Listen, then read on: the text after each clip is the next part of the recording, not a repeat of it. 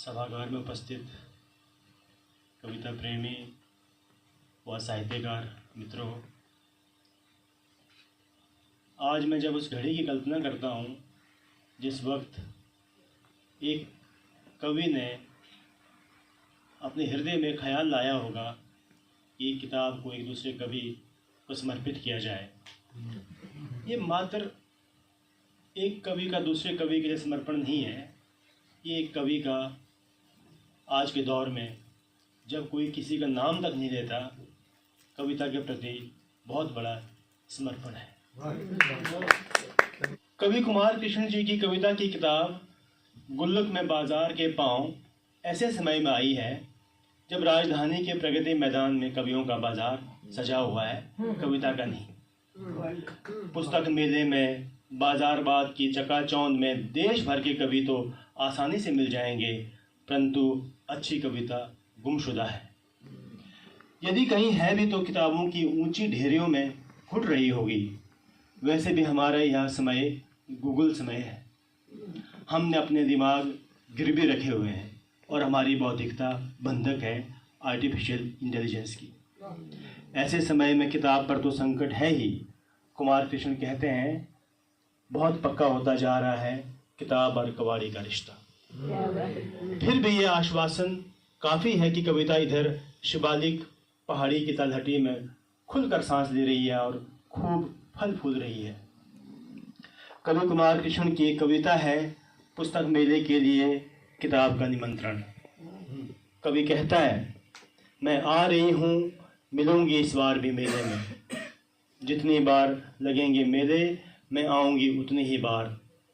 मैं डिजिटल दुनिया के खिलाफ कागज़ की जंग हूँ। जब तक रहेगा कागज़ धरती पर, हम दोनों एक साथ लड़ेंगे जंग अपनी अंतिम सांस तक। मैं जानती हूँ ये सच की हत्या का समय है।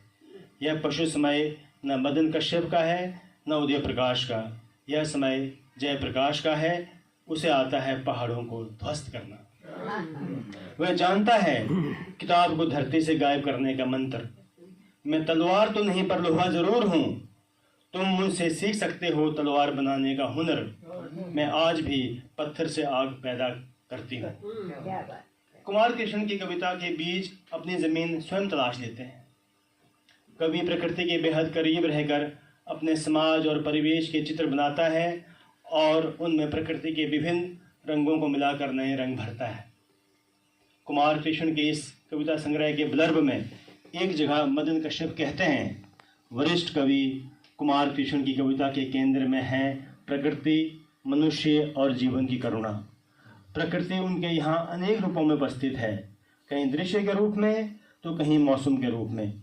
लेकिन ध्यान देने की बात यह भी है कि उनकी कविता प्रकृति के सुंदर चित्रण मात्र तक सीमित नहीं है, बल्कि वह उसमें अंतर्निहित संस्कृति का उद्घाटन और मनुष्य के साथ उसके रिश्तों का उत्खनन भी करती है। नागार्जुन के बाद कुमार कृष्ण ही ऐसे कवि हैं जिन्होंने अपने समकालीन और आगे पीछे के रचनाकारों पर इतनी कविताएं लिखी हैं कि केवल उनके माध्यम से भी समय को पहचाना जा सकता है।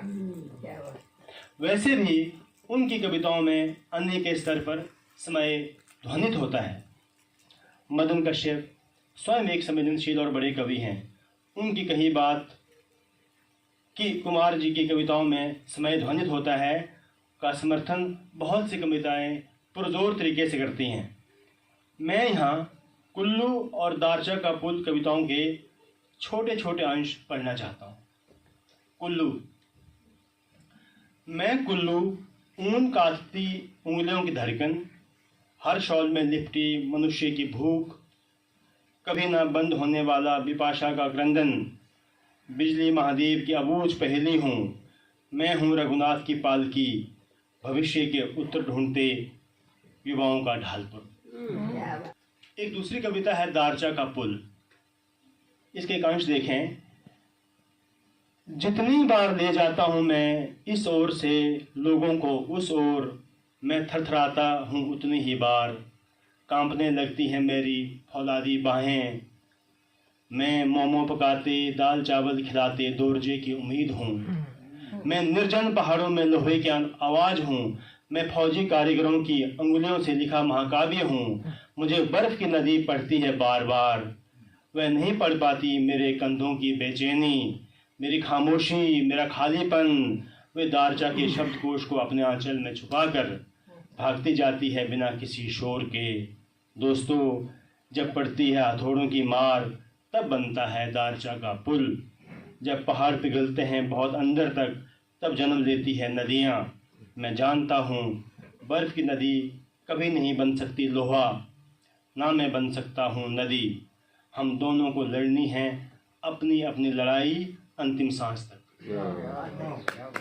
मित्रों, सुप्रसिद्ध कवि केदारनाथ सिंह ने एक जगह लिखा है, कुमार कृष्ण की कविताएं प्रौढ़ कविताएं हैं, एक धरातल अर्जित करने के बाद आगे बढ़ने वाली कविताएं, गहरी संवेदना में डूब कर लिखी गई कविताएं। प्रगतिशील काव्य धारा के प्रमुख कवि त्रिलोचन शास्त्री ने कुमार कृष्ण की रचनाओं के बारे कहा है, कुमार पहाड़ की कविता के अधुधिकतम स्तर को प्रतिबिंबित करती हैं। पहाड़ का परिवेश जीवन सहित देने में अन्य कवियों से उन्हें अपने को अलग करते हैं। मैं अपनी बात चितरंजन मिश्र की इस टिप्पणी के साथ समाप्त करूंगा। किसानी संस्कार और ग्रामीण परिवेश से अपरिचित पाठक कुमार कृष्ण की तमाम कविताओं का आशय पकड़ने में चूक सकता है। कवि का किसानी संस्कार अपनी संस्कृति, किसानी संस्कृति, श्रम संस्कृति, उत्पादक संस्कृति के नष्ट होने के खतरे से विकल है।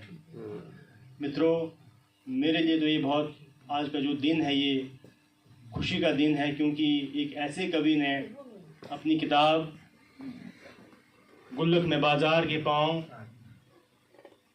मुझे समर्पित की है, और वह कवि जिन्होंने उस वक्त लिखना शुरू किया जिस साल मेरा जन्म हुआ था। बहुत बहुत आभार।